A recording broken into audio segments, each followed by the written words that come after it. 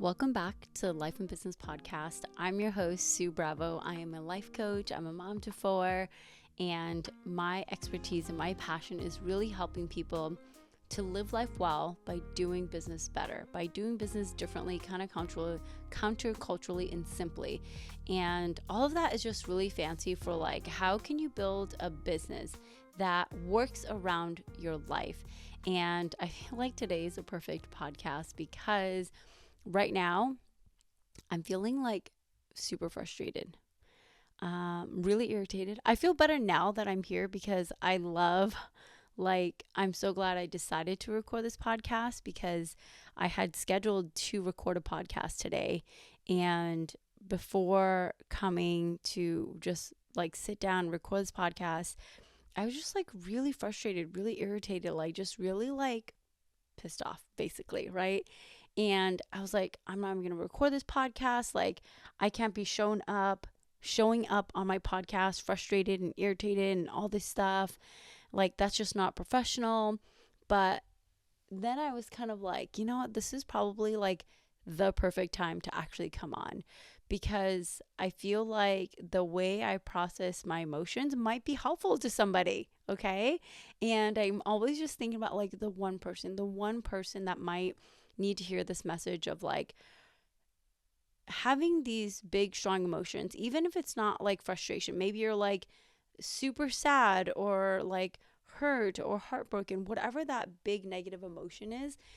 I'm just thinking of like, ugh, we have to like, life just sucks sometimes. I feel like I'm still sitting in this feeling of like, I'm just really frustrated.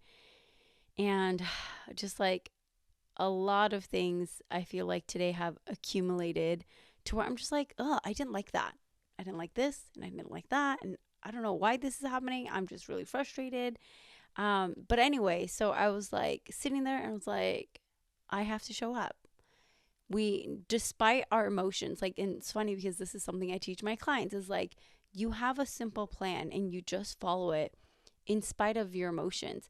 It's like, I was like, I need to feel motivated and inspired. And like, I'm frustrated right now. I don't feel inspired to come share with people. But it's like when you are just so committed to your goal, right? Which is like serving one person at a time, changing one person's life at a time, shifting one person's mind, like their mindset and their thoughts, their perspective at a time. It's like, okay, I have to show up.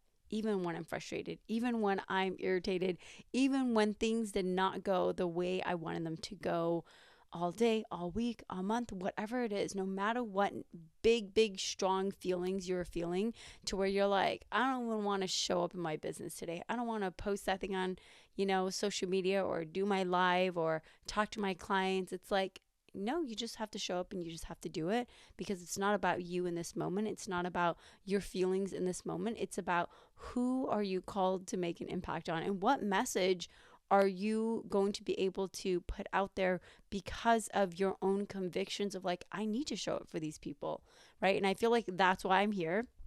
And again, I already like immediately feel better because I love talking to people. I love sharing these things. I love just talking about the way I process emotions and how I just get things done. And this concept that I always talk about is like, you don't need more motivation or inspiration. You just need more commitment to your goals, to your dreams. And when you're so committed every single day, you're just asking yourself, how can I contribute to that commitment? How can I contribute to that goal in spite of my emotions, right? And today specifically, it was to record a podcast episode. It wasn't to write an email post, or a post. It was to record a podcast. And so for me, it's just like, I'm just going to show up in spite of my emotions, right? And so what that does not mean is ignore your feelings. Because sometimes when I say that, people are like, so I just push through and I just take action. I just ignore being sad or frustrated. No, like you feel your feelings and you still do it. Because I'm still frustrated. I'm still irritated. I'm still pretty, pissed off about things. But I'm still here and I'm still going to record the podcast episode. I'm going to still share my insights and I'm still going to hopefully share a message that is going to help somebody else one day when you're sitting there and you're frustrated and you're supposed to show up. You're supposed to do something. And your brain is going to tell you all of these lies, all of these things that are going to feel so much better to do. Like, I'm just going to lay in bed and I'm just going to scroll on social media and I'm just going to play a little game and I'm just going to do XYZ. Fill in the blank with your vice, right? Of like your emotional comfort, right? The fake dopamine. Like, that's what your brain wants to do. And my brain wanted to do that. It was like, I literally had the thought of like, I don't have to record a podcast episode. I like, nobody's gonna care that I don't put a podcast episode out this week.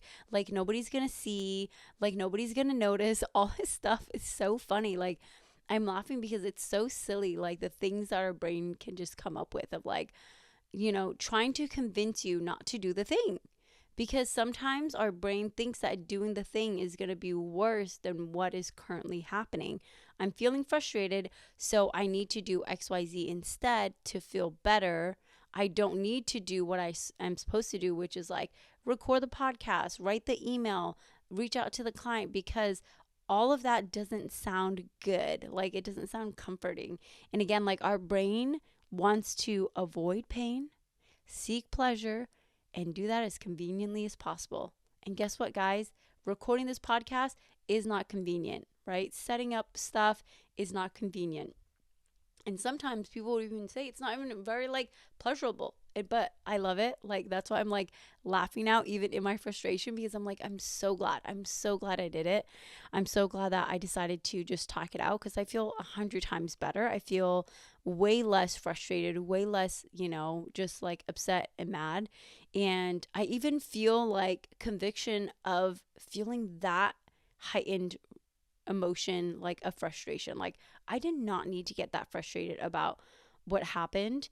And it makes me reevaluate, like, hey, did I actually have to respond or react in that way? Hey friends, if you want to create more wealth, impact, and freedom in your life as an entrepreneur, I invite you to join me inside of my private coaching program, where I teach you how to make a bigger impact in your business, but then also be fully present in your life. You can check the show notes or descriptions wherever you're listening or watching to this podcast to book your free consultation today.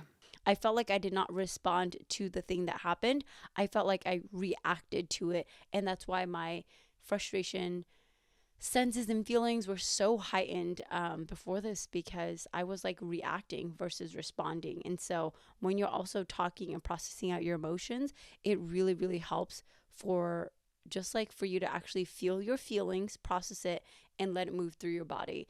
Because I don't think enough people understand that your emotions are quite literally like vibrations in your body.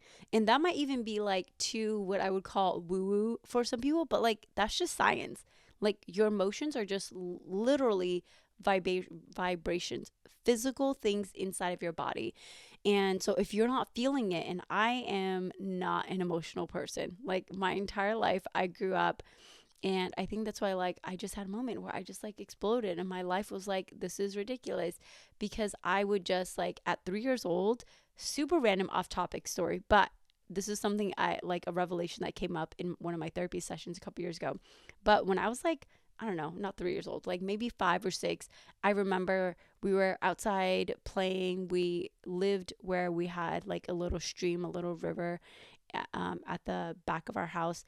And I remember sitting in the bank of the bed, the bank of the little river stream thing, and I was just like crying. And I feel like it was like a tantrum, right? Like, I probably didn't get what I wanted.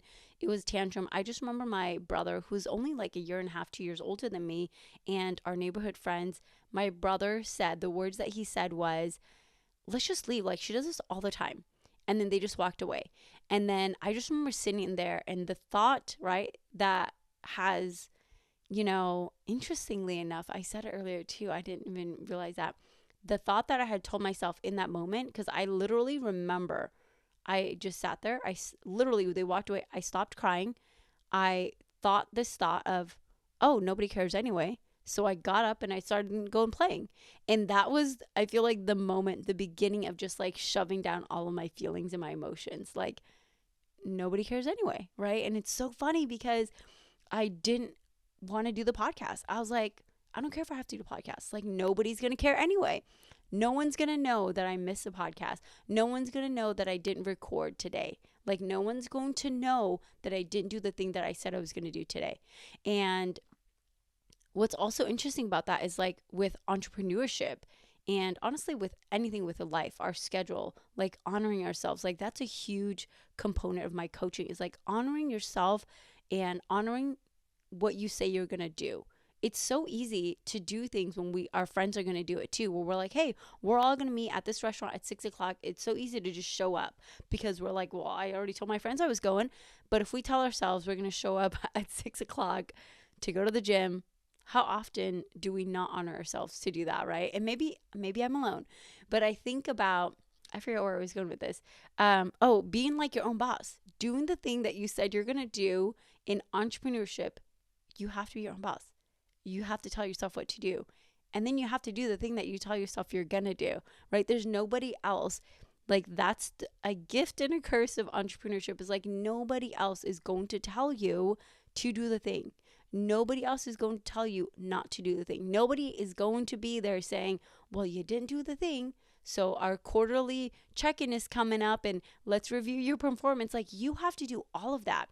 You have to be so honest with yourself, honoring yourself enough to do the thing you said you're going to do, but then being so honest to say, I didn't do the thing I said I was going to do. And how is that impacting my bottom line? How is that impacting the impact I want to make? How is that impacting the mission?